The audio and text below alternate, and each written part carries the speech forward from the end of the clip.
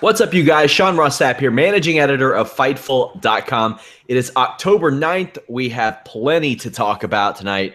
WWE Monday Night Raw, matches set for TLC, matches set for SmackDown, matches set for 205 Live, matches set for next week's Raw, all of which we have live coverage of over at Fightful.com.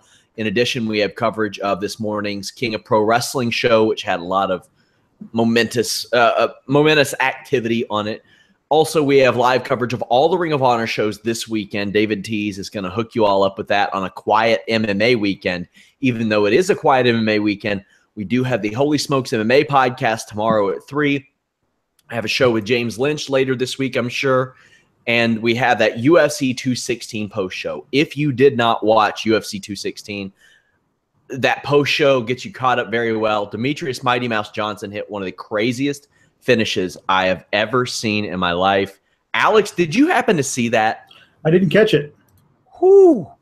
In a pro MMA fight, the man went like he was throwing a German suplex, and when his opponent, who he had been messing around with for 5 rounds by the looks of it, based his arms out, because you learn to fall in MMA just like you do in pro wrestling. Right. Based his arms out. Mighty Mouse Johnson caught his arm in midair and flying armbarred him for the win. Wow. It was unbelievable. It was outstanding.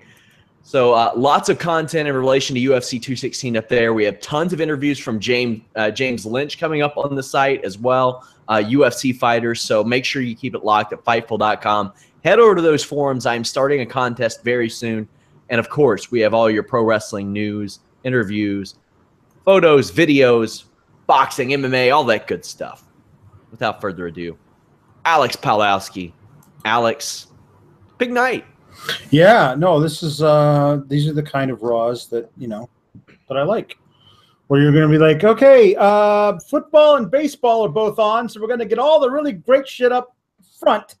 And then we're going to backload it with a actual honest-to-God championship match. Like, that's cool. Let's all do that. Let's do that every Monday. I'll be down for that. I mean, all the crap in the middle where you have a dude pretending to be his dead sister, that aside, not a bad episode of Raw. Yep. There was some really bad.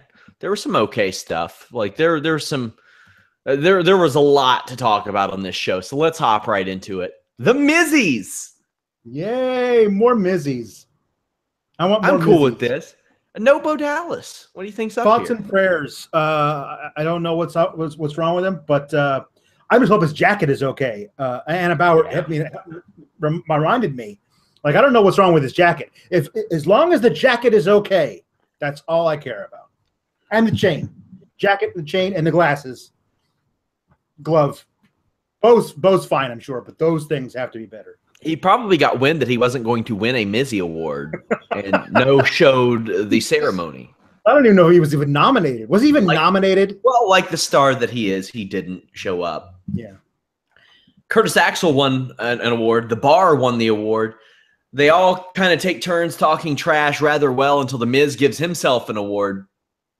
And then Roman Reigns comes out. You all know what happened. Mm-hmm. Dean Ambrose came out. Then Seth Rollins came out. Roman Reigns said, "These aren't rumors." And the Shield reunited. They kick a bunch of ass. Seth Rollins has to hold Sheamus in like a wrist clutch forever. Forever. And it's just, you watch Sheamus just doing, what are you? Stop touching me. When are we're going to keep doing this? It was just bad. Oh, my God. It looked like Seth Rollins was getting his first fast dance in high school. The baby got back in the corner over there. He wasn't letting go. Back it up, Sheamus. Yeah. Oh, triple powerbomb fist. Now, cool. Everybody's happy. They could have executed this much better. It could have been much better. Oh, jeez. How do you not have the Shield music queued up for either? Well, Right. One, Roman needs new music. Yes, he does. Because so much of this is the Sierra Hotel, India, Echo, Lima, Delta, Shield. That is, like, I thought that's how it should have happened to begin with.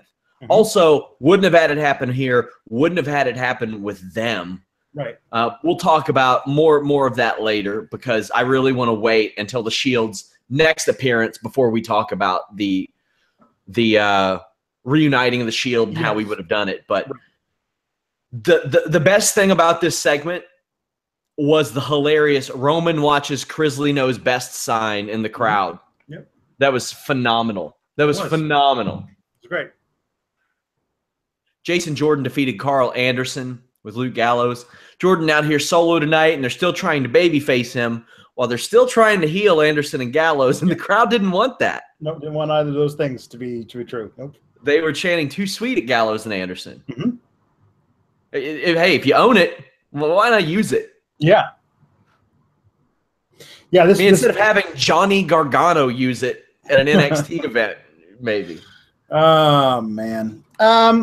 Yeah, this whole thing was just like, we got to keep Jason Jordan out there so people are reminded that he exists every week. I do feel like if they could retcon this and go back and give him a different storyline with Angle, they would. Yeah.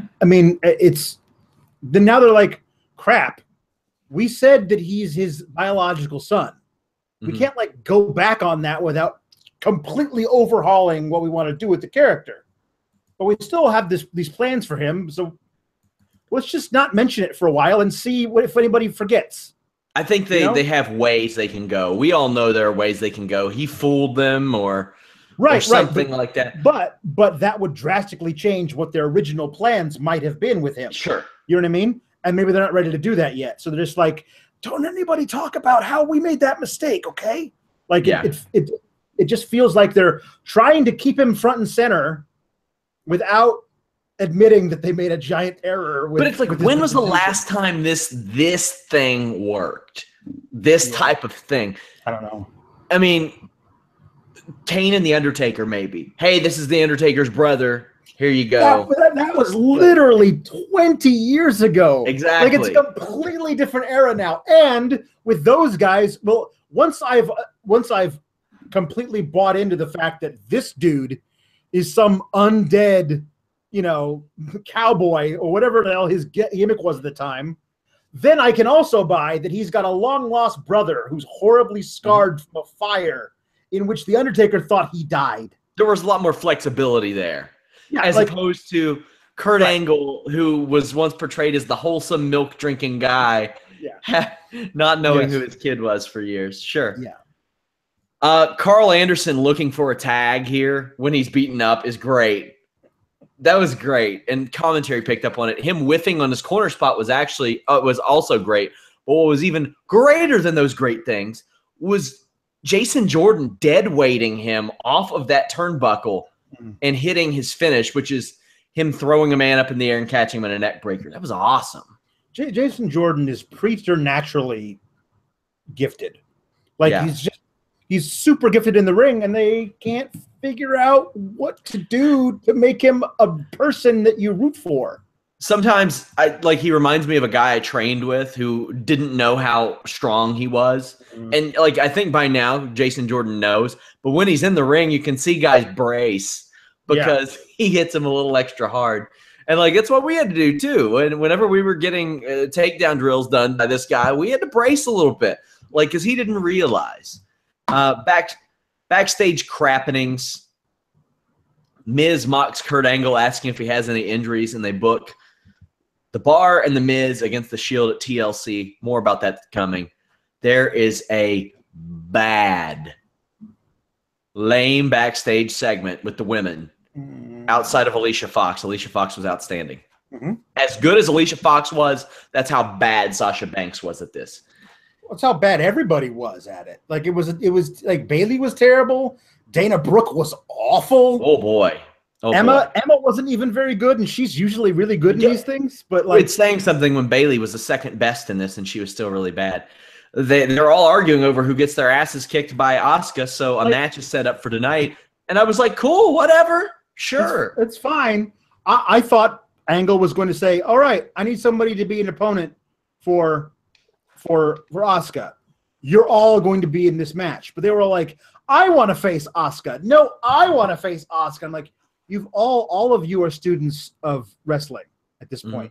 You all know Asuka's not coming into the WWE main roster without trucking the first person she comes across. So why are you kayfabe, they wouldn't do that. They want their opportunity, as they should. Bayley should specifically want her opportunity. That if they didn't say if they had said Asuka took the NXT championship from me, I want a shot at her. But she didn't I just want to hug her. Like, okay, why are you making her stupid? Make her a person we can root for. Make her smart. I don't want to root for stupid people. Elias comes out, he plays a song. And then his guitar starts falling out of key, and Titus comes out, and he gets this weird mixed reaction where it's like they're cheering, and then they boo, but then they cheer so Titus can play his song. It's a bad song, but it's a good spot for Titus. It's an intentionally bad song on the banjo. I mean, he's mocking Elias Sampson. Elias, excuse me, he doesn't have a last name anymore. Elias going out there and saying, just for that, I bet you guys wouldn't even want me to sing a song. And they all start cheering. It's like, well, too bad, because I like hearing the sound of my own voice too much. He's great. He's so good. You tweeted in kayfabe, why is he not getting title opportunities? Yeah. Like not only the fact that this guy is doing really great stuff in the ring, but every time they let him go out there by himself in a pin spot in the middle of the ring, he kills it. Yeah. This guy absolutely deserves to be somewhere beyond where he is now. His reactions to Titus were great, too. He's like, nobody wants to hear that. It was really good. Apollo Crews comes out. We see a lot of offense out of him, but he loses again. Like I said, why hasn't he been getting title shots? He's been pinned once. Mm-hmm.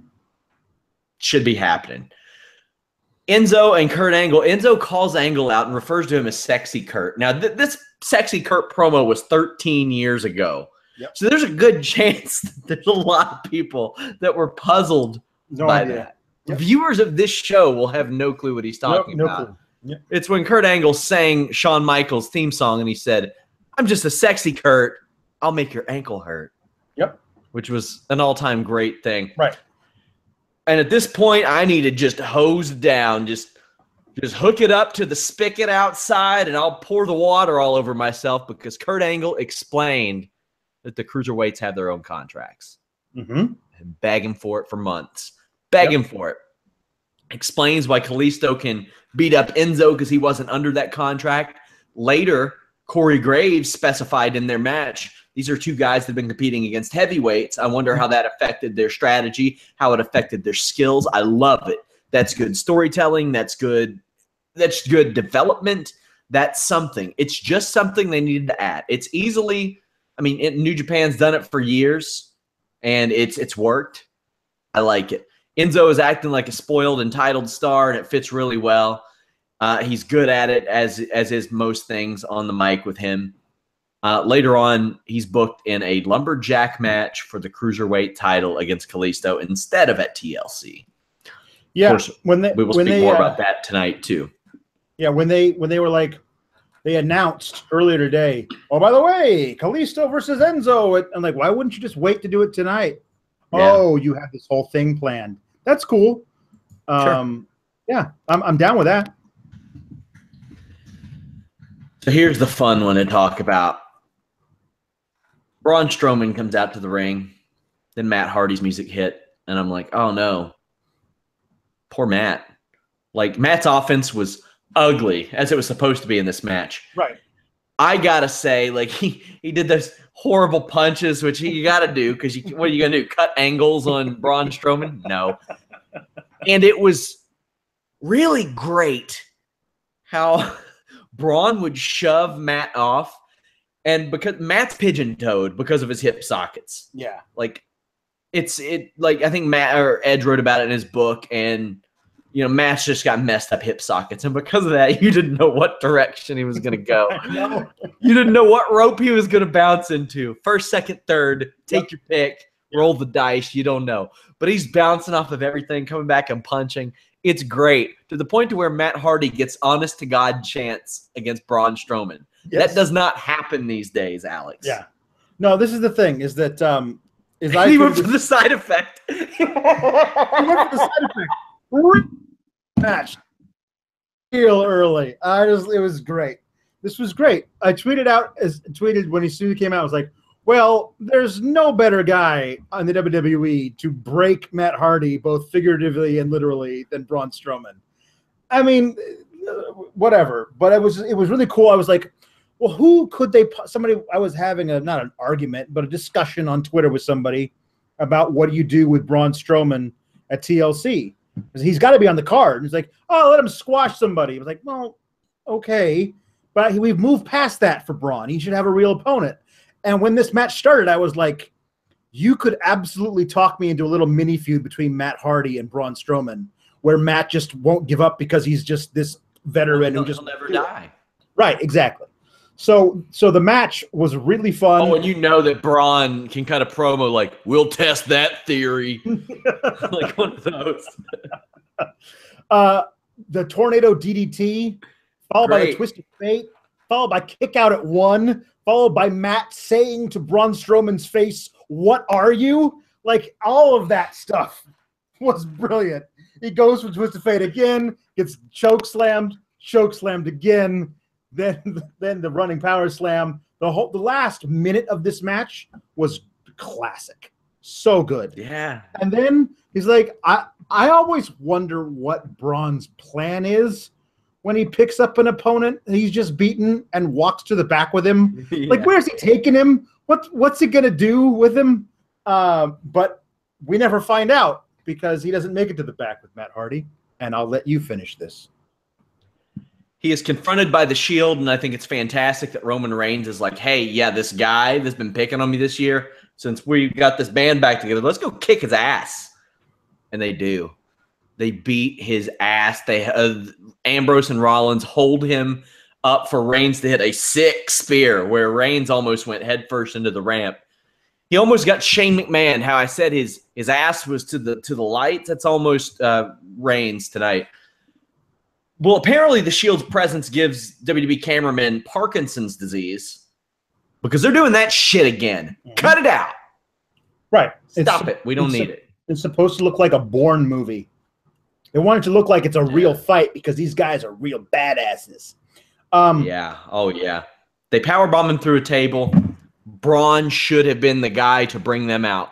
Yep. I think if it's Braun, I don't care if he's babyface. I don't care if he's heel. I don't care if he's tweener. I don't care if he's the most over thing in the world.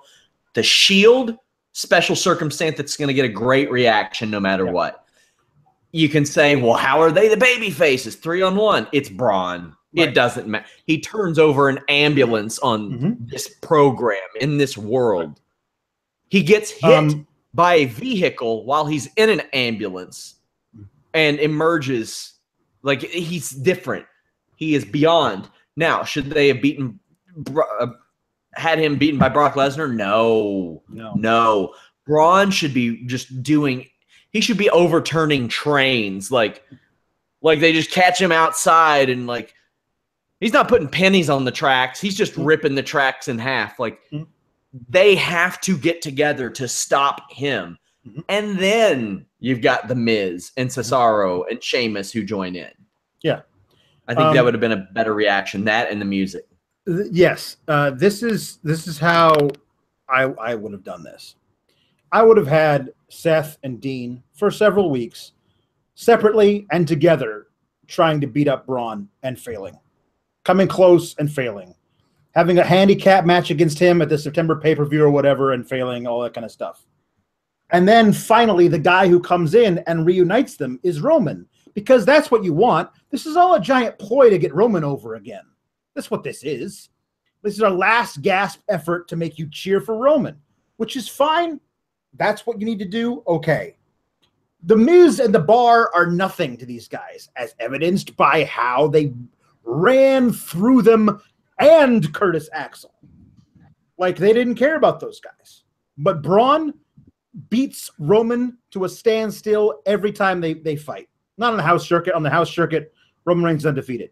But in their matches on TV, like they're a stalemate every time. So Roman needs his buddies to come in and help him beat up this guy who's been a thorn in his side all year. And you want me to root for Braun Strowman less in this situation? Like, I know I'm not a target audience here because Shield. Okay, cool. I'm not anti it, but cool. But I love Braun Strowman, and you want me to see? There's a lot of people who love Braun Strowman. A lot of people. He still gets a lot of cheers, and you want those people to look at 3 dudes ganging up on him and go, I like the 3 dudes more. It's just a weird thing. Like, I don't necessarily that they're heels or whatever. It's just an odd dynamic that you turn Braun into the underdog babyface in that situation in my book, and make me go, I want to see Braun get his revenge on those guys. That's how I look at it, but I'm probably looking at it wrong. I mean, you're looking at it how you want to look at it. Yeah. There's nothing wrong about that.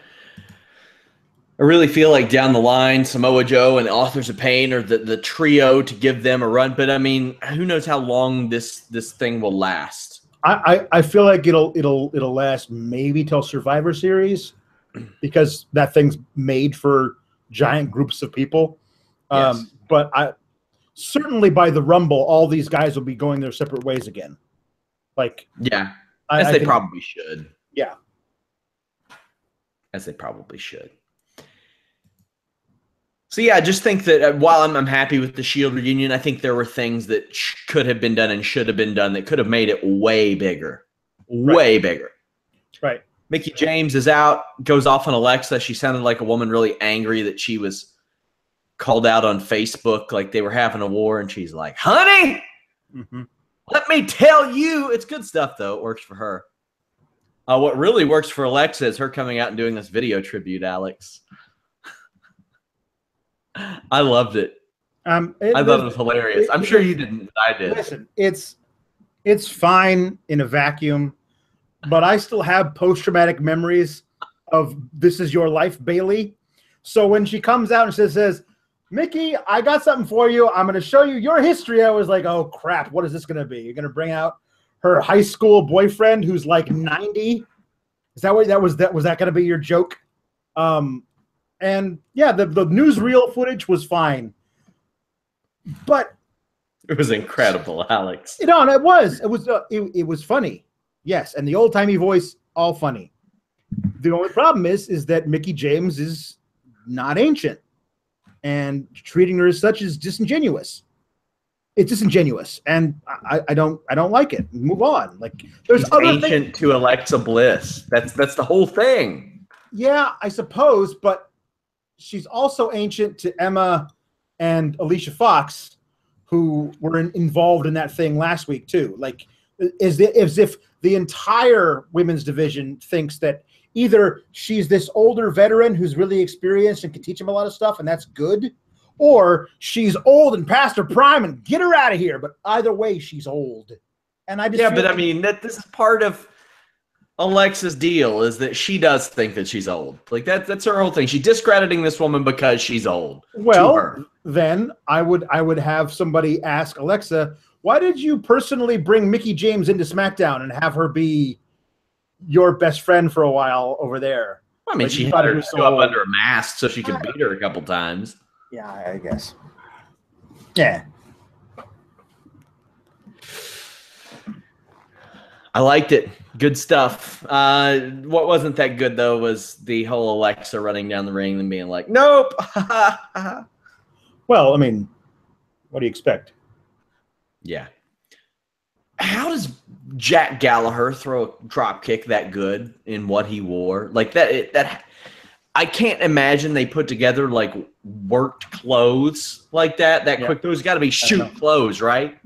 Yeah. Did you see the match from 205 Live last week? Yeah, I did. That was outstanding. And so I was so blown away by that match last week on 205 Live. If you haven't seen it out there and you got the network, do yourself a favor, go back and watch it. It's great. Him and Cedric, brutal match. So I was so happy to see that storyline made it to Raw because it deserves it.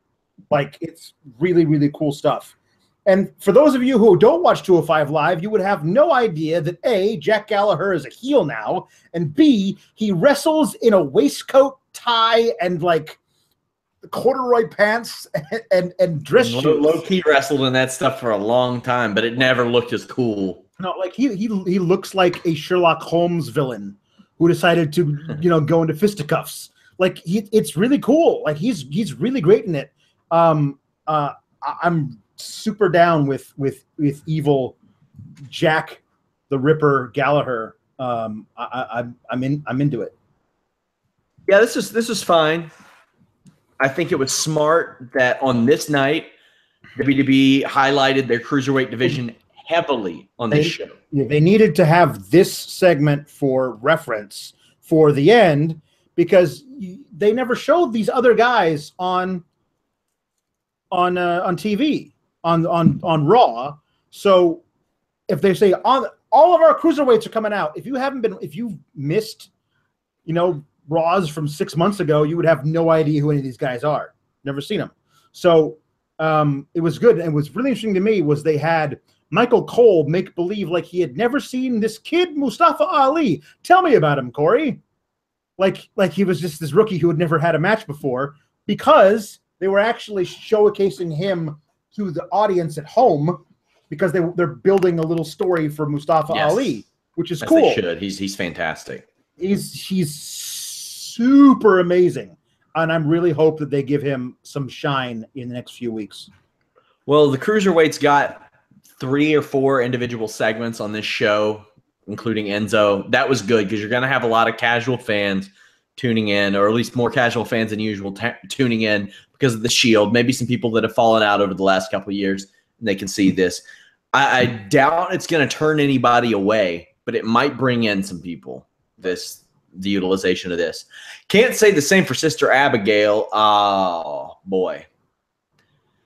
Finn Balor comes out and says that he's not afraid of Sister Abigail, and it's a good thing because she is on the Titantron rambling her ass off.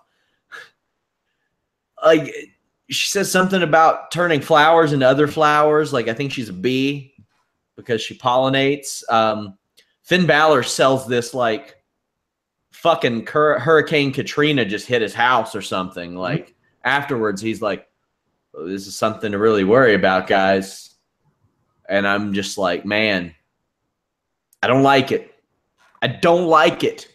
I don't like it. And I don't always want to rain on the Bray Wyatt parade. I don't always want to rain on the Finn Balor parade. I just don't like it.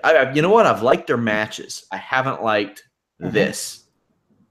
Well, that's the whole thing, is that this is the final nail in the coffin for Bray Wyatt. He's done. I don't know how you recover from this. It was an embarrassment.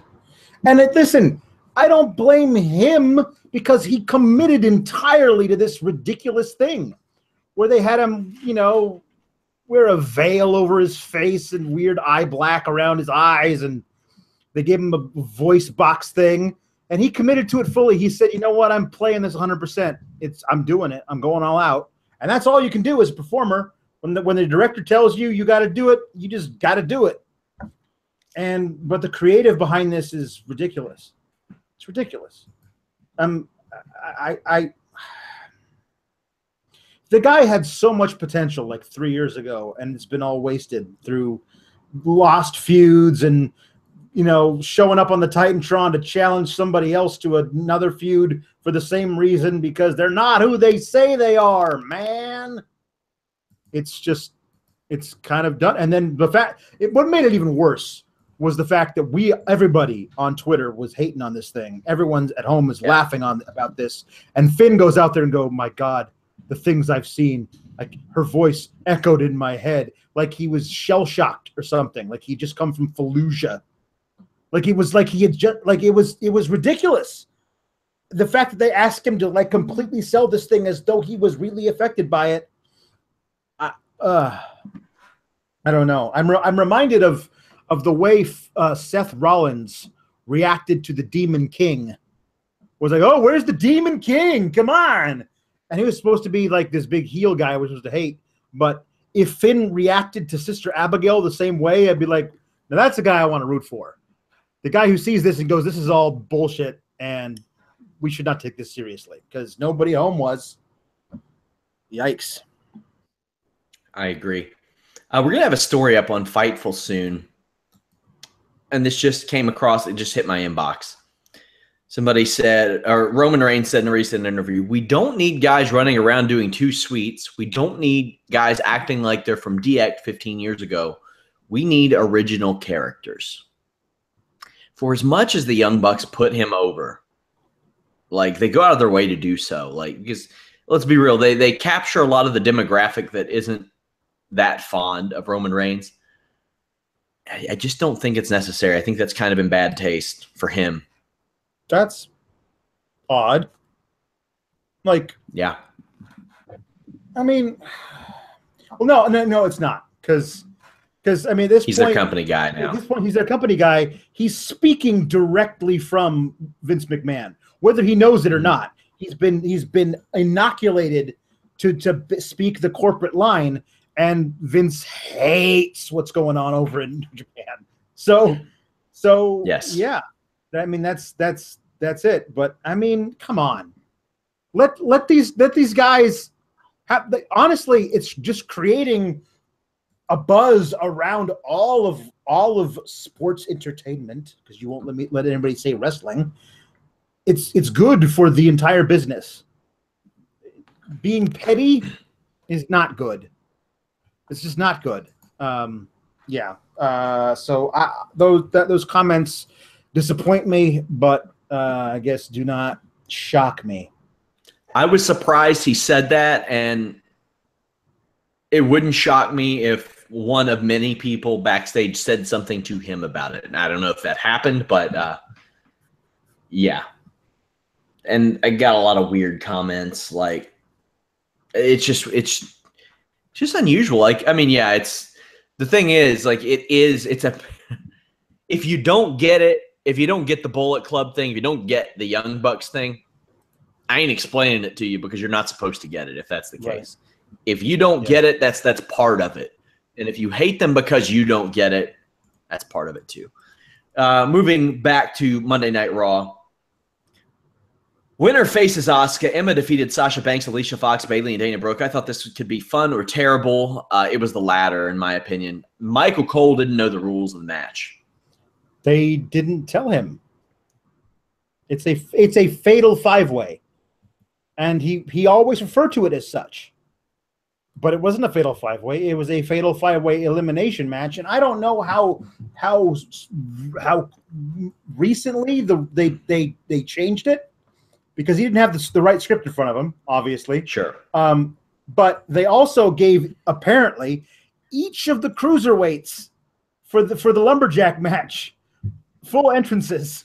So they were really running short on time. So I don't know if that was the case here, but yeah, he honestly believed that Bayley had just won that match by hitting the Bayley to belly on Dana Brooke. In 2 minutes. In 2 minutes. Like, a Bayley's going to TLC. Oh, nope. I'm sorry. Apparently it's a elimination. I'm still all worked up from that Sister Abigail thing. What the hell happened? Like, he was using that a lot as things are going on. The Shield reformed. My brain is just elsewhere, folks. I see somebody on the board telling me to tell my story of when this happened to me. Oh, boy. So we used to do open house matches at our gym. I was a part of an MMA gym, catch wrestling gym, and a couple of us did pro wrestling training. And for our open houses, we would put on sparring exhibitions, grappling exhibitions, and what we had to call like pro grappling exhibitions. The legalities are very, you can't say pro wrestling match because you can't charge admission. There are a lot of things you have to go around to do that in an exhibition format in Kentucky. So we would draw anywhere between 50 to 150 people just to show up at this gym, see what we were about. And myself and my catch coach were the main event. 2 out of 3 falls. And the ring announcer didn't announce it. So when he hits me with the fisherman suplex and pins me in about 4.5, 5 minutes, the crowd's like, what? Do what? Exactly how I felt when Bayley won tonight. Mm-hmm. So, Bayley, I feel you. It's a bummer. It sucks. Not as much as this match did, though. Dana and Apollo Crews may be the most pointless call-ups ever. But, more so than the Ascension, perhaps. But see, the whole thing, Dana really got screwed by Emma's injury. Dana was never supposed to come up and be a singles wrestler. Oh, yeah, she was. Was she? She was. Oh, yeah. When Vince saw her, he wanted her to be. He knew she wasn't ready. But yeah, she was eventually supposed to be. Not right off the bat, though. Yeah. She and Emma were running a real cool program where they were beating up Becky Lynch backstage, and it was all building to something that could have been really fun, because I'm still waiting for a really hot Becky versus Emma one-on-one match, because that'd be awesome. You could really they could be really great together. But Emma got injured, went away for a really long time, then was supposed to come back, and the Emelina thing, whatever. Dana got shunted off and like, okay, you can be Charlotte's sidekick. And, like it just never worked for her because she didn't have that familiarity. She'd been working with Emma as a package in NXT for months. They had a real chemistry. And then they were like, well, your partner's out, so we're going to put you with somebody you've never worked with before. I'm sure the chemistry will be great.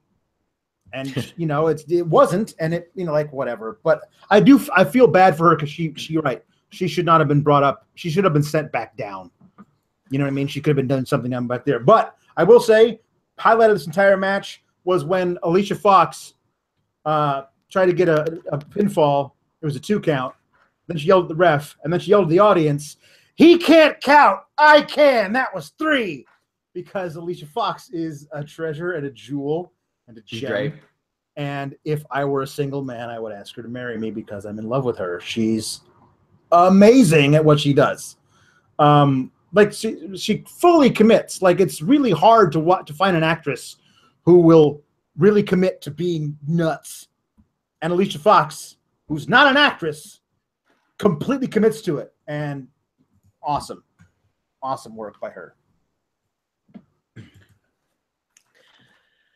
Dana got beat really quickly by Bayley. Bayley got pinned by Alicia. Cool. There's some sloppy offense in this, but I'm still like a sucker for Sasha's knee moves. But that was not enough to save anything. Sasha taps out Fox, then Emma does a very bad roll up to pin Sasha. Yeah. Good for Emma. It's a good place to have Emma win because you're going to feed somebody to Asuka. So you might as well get them over a little bit on your way to doing so. Yep. Next week, it'll be Emma talking trash about how she's going to beat Asuka. She's already starting on Twitter, how it's not going to be like their NXT TakeOver London match, and she's going to beat her and all this kind of stuff. And then Asuka will come out and either kick her in the head once or put her in the Asuka lock in about a minute and a half, and that'll be it, as it should be. You need to debut Asuka on the main roster as this absolute force that no one should trifle with. And honestly, what I feel like they're going to do, the next thing will be to have her have a program with Nia Jax, because that'll be the clash of these 2 titans on Raw. I think they'll save an Asuka versus Sasha match because I think they know that's an important one that's never been done before. Kalisto versus Enzo Amore had never been done before. It's done tonight. I get the feeling we're still going to see this at TLC. I'm hoping that because, my God, it's a TLC pay-per-view, can we please just get our multi-man cruiserweight ladder match? Please. That should be what Kurt does. Yeah. Is that, say, you can have your rematch, but now all those people that you pissed off also get their opportunity too. Yeah, which is how you can then build Mustafa Ali in the next week and in the intervening 205 lives to be a threat in that match as well, even if he doesn't win it, because they had an angle during the match tonight, and Mustafa Ali and Enzo Amore worked one-on-one matches during the house show loop this past weekend. So they're obviously grooming them for some kind of program together. So if that match happened, I still think Enzo should win it, because climbing the ladder and snagging the title is such a, you can make it a cheap way. Right. Basically, before this match, Kalisto said, "I'm not over, so here are a bunch of Hispanic guys who were. Cheer me." I'm laughing because it's true. It is true. Sometimes I do forget how good he is in the ring, though. Yeah. And for what Enzo does, I think he's fine, too. Booker T explaining the cruiserweight's motivation for Kalisto winning is good, but then the heels start attacking Kalisto. They got no reason. to do that. They should all want Kalisto to win so they can get their shots. Right. Last week on 205 Live, not one, but two dastardly heels realized the error of their ways in having beaten up Enzo because he's a heel just like us, basically in code words. And we support him, and we're happy that he's the champion because heel face alignments. I've always thought that was stupid. Even when I was young, I was like, I don't understand. Shouldn't everybody want the championship? But okay. Yeah, Kendrick and Ari Daivari were both pledged their allegiance to Enzo Amore last week on 205 Live, and so that was your intrigue there tonight. But well, Enzo has some cool offense that I like. That corner stomp, the schoolboy into the buckle. He's doing things different. It's an approach that I like when wrestlers take. Like AJ Styles always says, when you see my offense, you associate it with me, not with somebody else. Enzo's doing that. Very smart. Cool stuff. There was a breathtaking superplex to the outside onto all the lumberjacks. This was really good. Like I knew what was coming when they set it up, and I was like, this is a very WWE Superstars 2011 like Tyson Kidd and Trent Beretta, just going at it. Mustafa Ali pulls Enzo out of the ring after his finish. Then we get a Super Salida del Sol, new cruiserweight champion. This was a lot of fun. Enzo Amore has been delivering it as the main event of Monday Night Raw in the cruiserweight division week after week after week. This was no different. I liked the match. I thought it was the best match of the night, and I really enjoyed that Matt Hardy-Braun Strowman match. So hats off to everybody involved in this. This was good stuff. Yeah, I liked it. I did think it was, you know, the cruiserweights, we think of them as being these high flyers, all of them. But I love the fact that Drew Gulak is out there every week on 205 Live saying, you know, basically his whole gimmick is not everybody, people shouldn't high fly. But he's definitely not a high flyer. He's a mat technician. I mean, they had a whole bunch of guys who were like that, who wrestled like that in the cruiserweight division. But now seems like even Jack Gallagher has to do a high flying move off with an umbrella. Not anymore as a heel, but like everybody has to do high flying moves. The idea, in theory, of a cruiserweight who is a brawler is a cool idea. And if you can actually get Enzo to just hone all of those type of moves, he's just a brawler who will elbow you in the face, that kind of a thing, that could absolutely work as a style that is, you know, anathema to a high flyer like Cedric Alexander or Mustafa Ali. It totally works. And it worked tonight in this match. Loved the Super Salida del Sol. I think that's a great move, especially the way that Kalisto does it. And really into whatever they're going to do with Mustafa Ali, because they're absolutely setting something up, and that kid is way overdue for a title shot. Yeah, he amazes me every time I see him in the ring. That was Raw. It was good stuff. All in all, I think they helped set up Alexa Bliss versus Mickie James. They push Elias a little bit more. You got to get something substantial for this guy, though, if you're going to keep doing that. Matt Hardy was the perfect opponent for Braun Strowman on this night. They reunited the Shield. They furthered the cruiserweight division. They established an opponent for Asuka. I may not have liked how it got there. All in all, I think this was a good, fun show. It's hard for anything.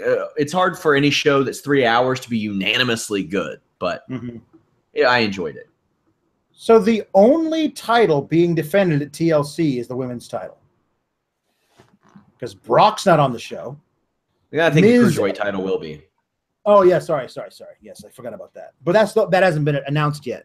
So far it's just women's title, because the IC title is not involved and the tag titles aren't involved because they're in the same match and those wheels are up for grabs. So that's interesting. And they won't do the thing that many had suspected, where maybe all the titles are on the line, unless Braun goes, "I don't care about a damn belt.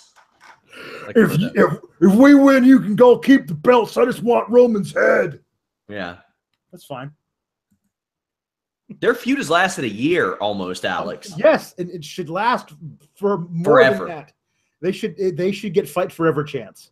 That's all. The whole. I can't wait until the eventual Braun and Roman versus Sammy and Kevin Owens match. Oh my God! If they for some reason made Braun and Roman join forces for some reason, yeah. You would talk about the ultimate underdog, Sami Zayn, Kevin Owens in that match. Well, I mean, like, there's a whole thing is that we forget that, like, Sami Zayn had a really cool string of matches versus Braun Strowman, and there was that one glorious match on a Raw where Kevin Owens went up against Braun Strowman for the title, and then it was a DQ finish. But that was a great match. Kevin Owens sold his ass off for Braun. That was like, Braun's been so good for a year plus. It makes me angry that he's not the champion right now. So they could do a Roman versus chasing Braun with the Shield as his backup. You know, they could do something so cool there, and they're just instead you got Brock, you know, hanging out in Canada shooting things, and by the way, over on SmackDown you got their #1 title over on Jinder, and so the top titles are either A, not being defended, or B, in a terrible position. You know what I mean? Yep. There's still people trying to justify the gender thing to me, and I'm like, what the hell are you talking about? Yeah. At this point, the hell are you talking about? They're just clinging to their original opinion that, oh, wait, let it play out. Let it play out for 5 months. Oh, man.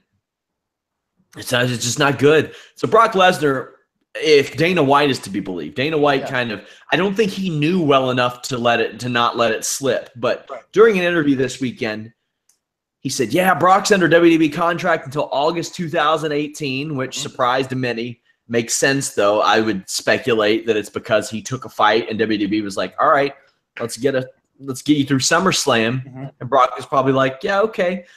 SummerSlam is very high. I can't stress how high priority that show is for WWE now, and has been for a long time. They have, I don't want to say used a ton of first-time matchups on that show. Yeah. Like that show is way more important to them than I could even convey to you guys. So that's good. It puts some of the WrestleMania 30, whatever the hell WrestleMania we're at, 34 in doubt too. Yeah. Because before I'm like, oh God, do I really? Well, one, I haven't liked a Brock Lesnar match in a while. But I definitely didn't want an unmotivated Brock Lesnar facing Roman Reigns in this situation, which he might not be motivated, but at least it's not his last match. We've seen last match Brock Lesnar before. Right. So that will be a good one to watch play out. Also, Wrestle Kingdom main event set. If you don't want spoilers, go ahead and cover your ears. I still haven't watched the whole show, but Okada, Naito, that's a big one. There are a few big matches on the horizon over the next year for New Japan and Ring of Honor. Anytime you go visit Okada Omega, that's going to be big. Okada Naito is going to be big. You know, his in-ring work isn't as strong as his out-of-the-ring work, but Cody Rhodes has put himself in a position where he versus Omega eventually would be big. Well, Daniel Bryan against a broomstick would be big. Yeah, but the thing about Rhodes versus Omega is making the Bullet Club choose sides. Yeah. You could do a lot of cool stuff where the Young Bucks split up because one chooses Kenny and one chooses Cody. You could do a lot of cool things with that storyline. One thing I wanted to point out, if Brock's last match is at SummerSlam and he goes out, and you could easily do a thing where, because he likes him so much, where Braun is the guy to put him out, getting revenge for that title loss, you know, which would have been almost a year ago. That could be a really cool way for Brock to go out, is for Braun to be the guy who does it, and then you put the belt on him there, and then he just takes over as your monster from then on. He should be doing that right now. This shouldn't happen a year from now. No, it shouldn't. It's but insane. I do feel like they're holding off on it for some reason, because here's the thing: they proved tonight that if they get an idea in their heads, they can just go for it. Because like this, they had a whole thing planned apparently for Seth Rollins and Bray Wyatt, and abandoned that to put him back together with Dean Ambrose to put the titles on them. They're like, hey, let's put him with Roman. And it happened. Like in like 3 months, it was just done. So they can do whatever they want. If they get a bee in their bonnet, they can just move on. But nope. Yeah. Sometimes you set out a plan a year or two in advance, and you say, we're doing that no matter what. Guys, make sure you head over to Fightful.com. We're breaking news all the time. Subscribe to us, iTunes, Stitcher, YouTube. For every 1,000 subscriptions on YouTube, I'm going to give away something. I have like a bunch of stuff that has been given to me or passed along as promotional material over the years, from DVDs to signed masks to all kinds of stuff like shirts and all kinds of stuff. So to people who are active on our channel and subscribe to us on YouTube, every 1,000 subscriptions, I'll be giving away something else. So click that subscribe button, turn notifications on, please. Also, iTunes, Stitcher, YouTube, that stuff really helps. Our weekly slate, we have post Raw, post SmackDown, post pay-per-view. Check out that Wednesday List and Your Boy show. It is a good time. I have a lot of fun doing that show. We always have guests on the show as well, and I like to ask them things that they've never been asked in a wrestling realm, in a wrestling perspective, and just a little bit different. That way we can get stories that we've never heard before. Also, we have that Tuesday Holy Smokes MMA podcast. We've got a ranked UFC fighter on the show tomorrow. But all in all, just a good time. Alex covering the lighter side of pro wrestling as well.